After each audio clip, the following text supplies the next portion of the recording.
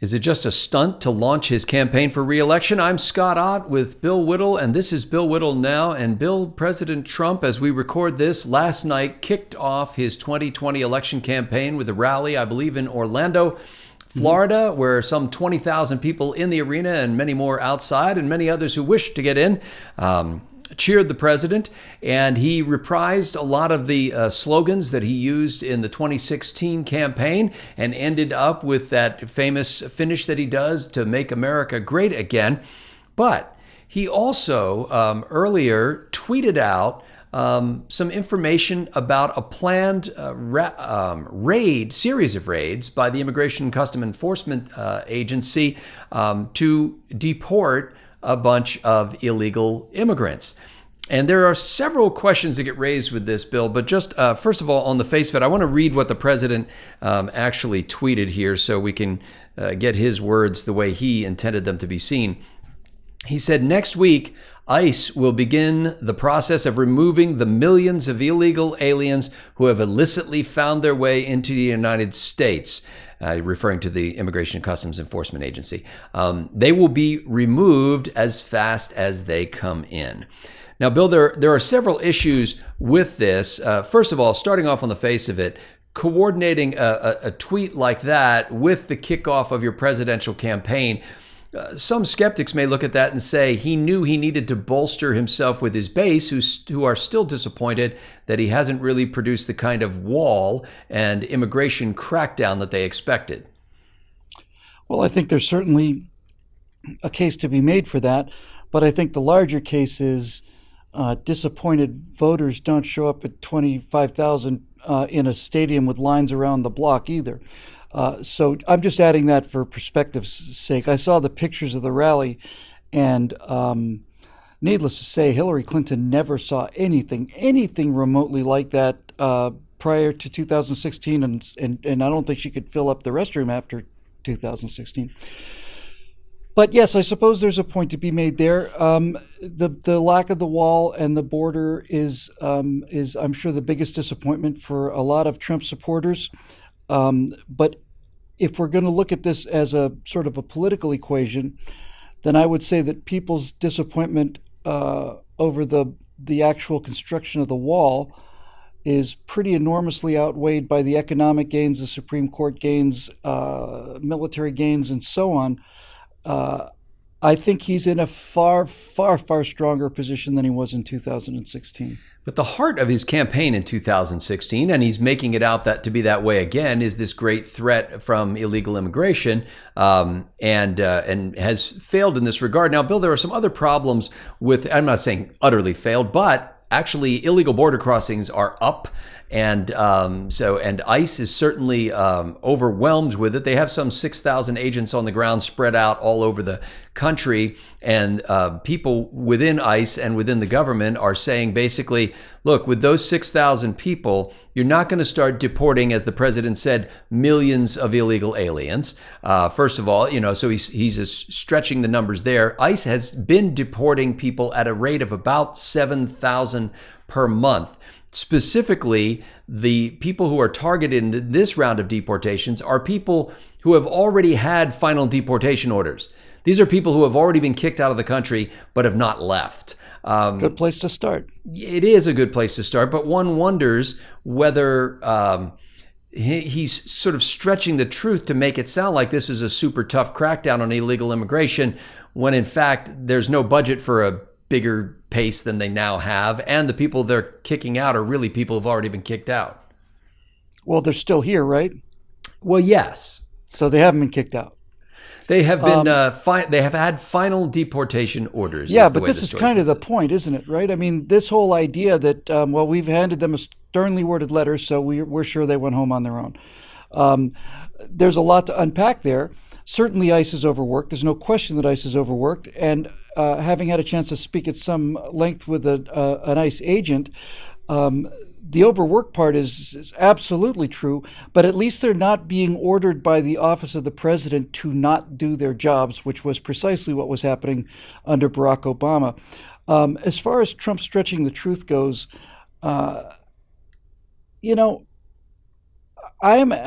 think like most Americans, I I can't spare this man. He fights, and so I have become accustomed to Donald Trump making statements that were extravagant, making statements that look like Trump Tower, right? I mean, making gold-plated statements about the world-beating luxury of the entire Trump persona and image. And while I don't like, I certainly don't like being lied to. This doesn't strike me as that kind of a thing. This strikes me as the enthusiasm of a guy who's basically a promoter and a hustler in the best sense of the word. And so if he says he's going to be rounding them up as fast as they come in, I never for a second thought of that as an actual number. I always thought of that as a direction he wanted to go into. Well, he said millions, removing millions of illegal aliens, and he said we'll begin the process. So I suppose you could grant him some grace there and say, well, a few thousand at first is the beginning of a million. A long journey starts with a step. Yep. This is there's another area of concern about this particular tweet, and that is that the president actually revealed a future law enforcement action and surprised people at the Immigration and Customs Enforcement Agency, as well as other people in the White House who did not expect this to have a public announcement. In fact, the Trump administration has previously blasted the mayor of Oakland for issuing a warning about immigrants, impending immigrant raids. How is this different from Donald Trump announcing this in advance? And frankly, they said when the Oakland mayor did it that it would jeopardize the lives of federal agents. Oh, please. The difference between these two things is night and day. To announce that there's a new policy, a new branch of the service, something like that, that's an announcement to the American people of what is coming politically. That is nothing like the same as having a mayor basically telling the people who are the individual subjects of a raid to lie low because the cops are coming. Well, I only read it once, but he said, President Trump said, next week, ICE will begin the process of removing millions of illegal aliens. And so he basically gave them a heads up that now we're going to begin a series of raids. Yes, Scott. To say that next week we're going to begin a series of raids is not the same as the mayor basically calling a number of concrete locations with specific times about when and where you need to disappear so that the ICE raids don't actually catch you. And surely you can see the difference between these two things. It's I think the president is in a jam here as far as his ability to fund what he intends to do. If I say, let me just clarify that last point for those who may not have gotten it. I can say that we are going to be invading France and we're going to be launching an invasion and it's coming in 1944. That is not revealing the details of the D-Day landing. No, if you say next week on which I could say, then I could probably say, well, guess what? This invasion's coming soon. It doesn't matter. There's obviously a big difference between a description of a political event that everybody knows about versus operational details of a specific raid with individual people mentioned, individual times, and that is a threat to the officers involved. But certainly announcing that we're going to start picking up the pace in a week, no reasonable person could construe that as giving away operational intelligence or secrets or anything. Well, the president has already lost a couple of his top departmental agency heads, and the scuttlebutt was that these folks had left because he was trying to get them to be much more vigorous in their crackdown on illegal immigration, and they weren't as comfortable with that in one particular aspect because we're talking about deportations of families, and they were concerned that the press would get pictures of children who are being, dragged out of their homes. And despite the fact that ICE says they'll handle everything humanely, that there's a political risk here. So, let's sort of give the president the most possible credit for this in the sense that he is saying he announced this in advance because he doesn't think that his his agencies are moving fast enough on this, and he's basically trying to get them to take action when maybe they didn't even have raids planned beginning next week. For anybody who is in the government, people who are either employed by ICE or administrators of ICE, all of the people you just referenced in that last question, for them to drag their feet over something because they're concerned about bad publicity is not their damn job. That is not their job. It's not their job to determine what the press runs or doesn't run, what they get a hold of or don't get a hold of, how it looks or doesn't look. That has got nothing to do with them. Nothing. This is the kind of deep state stuff that we've been seeing all over the place, where the director of the FBI knows what's better for the country than the president or the people that elected the president. And this kind of bureaucratic, elitist sort of snobbery, whether it consists of launching a slow motion coup in the case of the FBI, or whether it just comes down to dragging your feet because you might be uncomfortable about how the publicity breaks out, is exactly the kind of problems that we've got right now with this government. So those people needed to disappear. They needed to be fired or resign.